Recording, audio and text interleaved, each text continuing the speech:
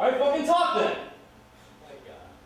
Don't do that. Shut the fuck up, bitch! Don't do Sit. that. Fuck you up! Sid, this is for a fucking resolution, you stupid ass! This is a fucking resolution! What the fuck are you doing? We're trying to talk to you and not fucking throw you out. And look what you fucking do. You want to throw it back in our face when we're trying to help you. When we're trying to create peace, you want fucking causes. Fuck you! When 4 teenagers live in a basement without any parental supervision, a type of living is born. These kids have been living in a home known as the dungeon. Sun is up and it's shining, what a beautiful day. Grab a friend, run out the door and play. Sun is up and it's shining, what a beautiful day. Go ahead, run along and I'll stay. What a wonderful day to be addicted to cocaine. When I'm without, can't feel nothing but my pain. What a wonderful day to be addicted to cocaine. What a wonderful day to be addicted to cocaine.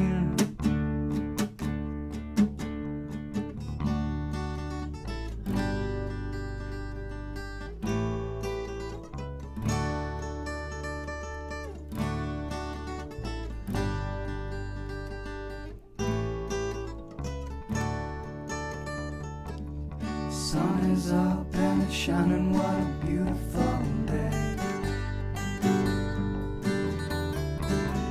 Light 'em up, don't worry what the teacher's gonna say. Everybody looks at our life like it's way hard and it's way like disgusting. Sometimes our house gets and etc. But it might be disgusting, but it's our disgusting. We're free, you know, like we are there. Like, sometimes we try and clean, sometimes we try and do it. But it never works out. You know, say, buy some shit so we can clean the carpets. Oh yeah, I'll get it Thursday. Oh, I got sick. Oh, I'm better. I can't afford it now. Fuck it. Bullshit. It is bullshit. It's pretty rough, man, because sometimes I feel like I'm a parent to children. But I respect him as brothers, though. I know, like, you don't do that to me, but then, like, you know what I mean, right? Like, yeah, dude, I totally know what you mean, like, seriously, like, he should have done that shit. Like, yeah, man, like, I told him, like, don't do that, like, and I stabbed him! Yeah. But with 5 guys, this living situation won't work unless we were all friends. Like, it really wouldn't. Like, we have to tolerate so much, and you have to, like, be so accepting, and it's just so crazy, and it's just so amazing that we started out so small, and now we are so big. It's like, it goes against, like, everything everyone ever told us. Like, you have to work hard, and you have to do good, and it takes a long time to get a house and a stable job. And it's like, actually, we only have about 5 kids in a house. Most of the time 4, because Franny's never here. But we have like 5 kids in this house, and we actually have a 4-bedroom house, 2-bathroom. It's like the whole setup. It's like such a good place to live, and we did it in our. It's like like imagination. You know, this is something you would imagine. But I didn't know why I was laughing. So frustrated. So frustrating. I don't know why you didn't come back to our house. He was on his way and he got lost in the middle of Liberty Park. And so he just sat down. It can happen. It's alright, Oh man. no, it can happen, bro. Whenever dark tripping. Shit happens. I don't go there very often, so someone's like, meet me here. What? Where the hell am I? You gotta know the hill, the playground, and The bird place. the bird place. Bird place and the hill is similar. They're close enough. I have a lot of concerns about the kids in the dungeon. I like them all a lot. I think that they're great kids or great people, young adults. Individually, I think they're interesting and smart, and I think that they have a lot of potential. But I think that even in that word potential is the underlying problem. because they lack direction. And a lot of times they lack motivation. They have, I think, really great ideas, but they don't know how to, either they don't know how to put those ideas into play, or they don't have the drive to do it. What our family is pretty much the outcasts. Like, I don't want to say we're not socially acceptable, but like, we're completely different.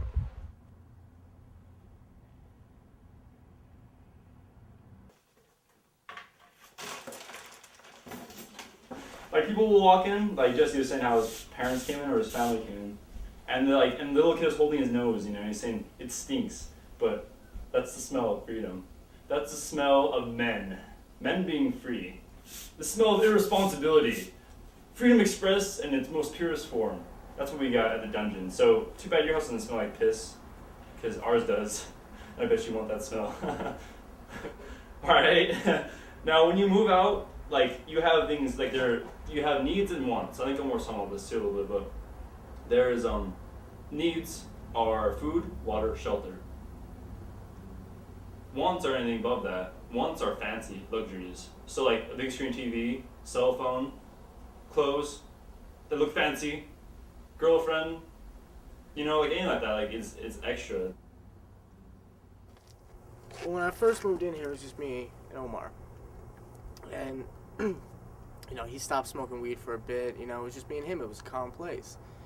And then as the roommates came in more friends and more drugs. And what we're doing in that house, my mom would never allow, you know, like, it's just so different.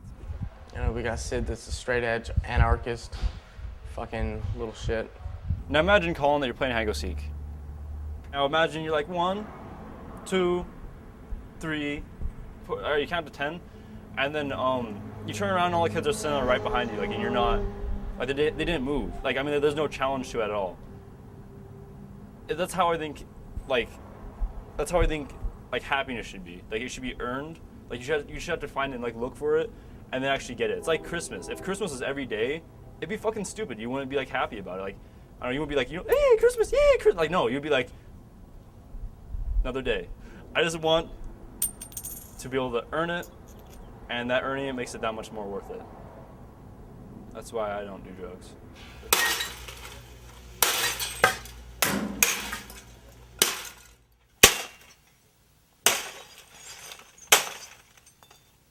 Like, fuck that. Took your food?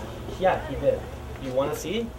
Like all of it? Yeah. No, he's fucking out of here. If he's not, then I am, guys. Like, I'm sorry.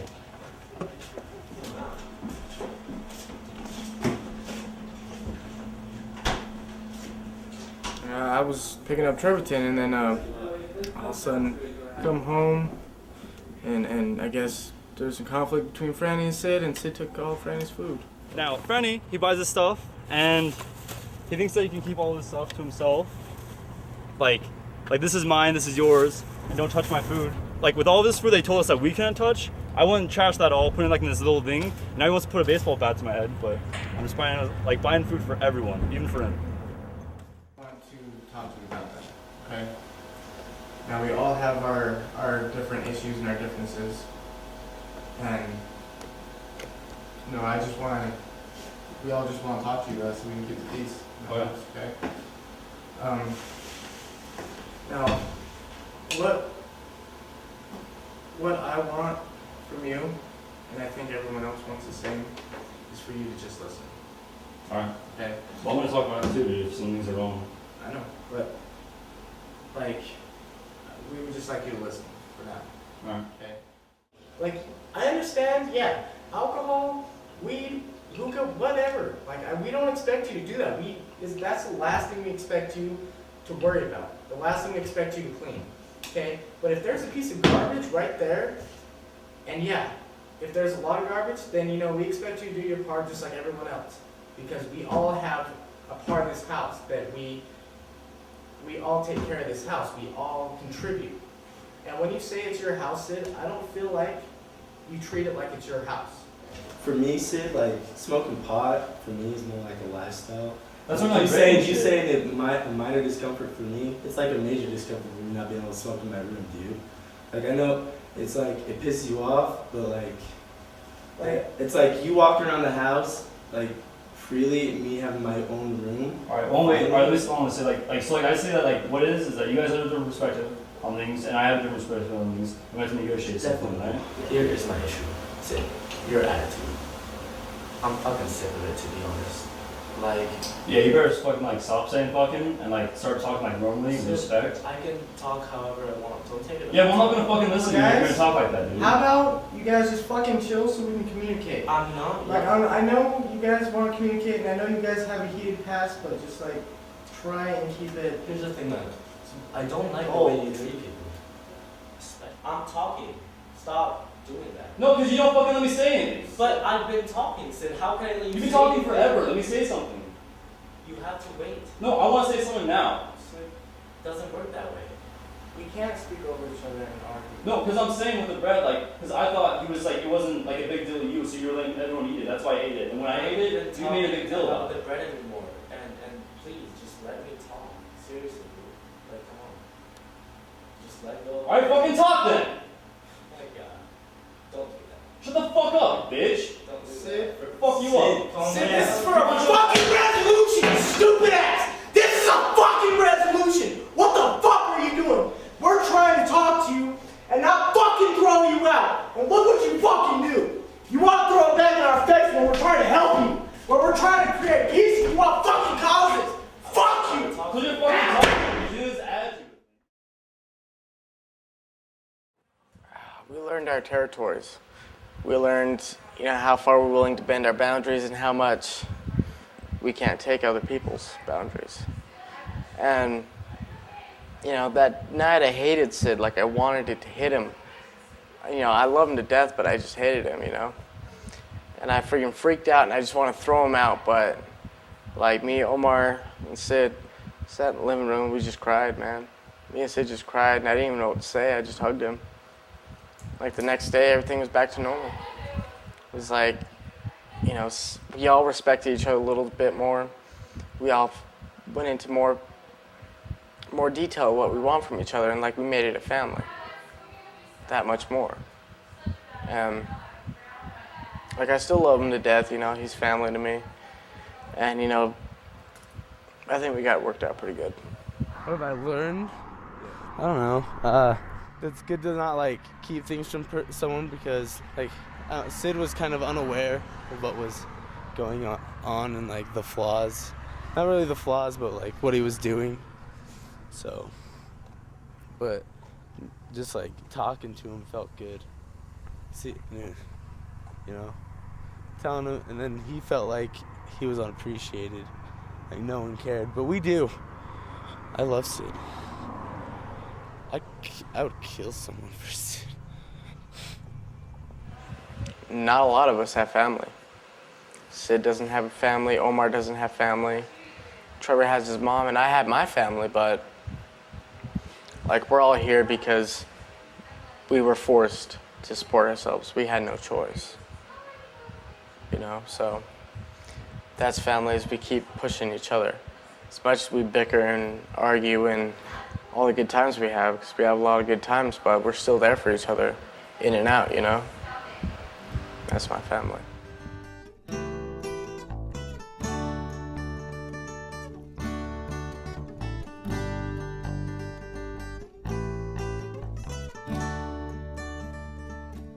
Sun is up and it's shining, what a beautiful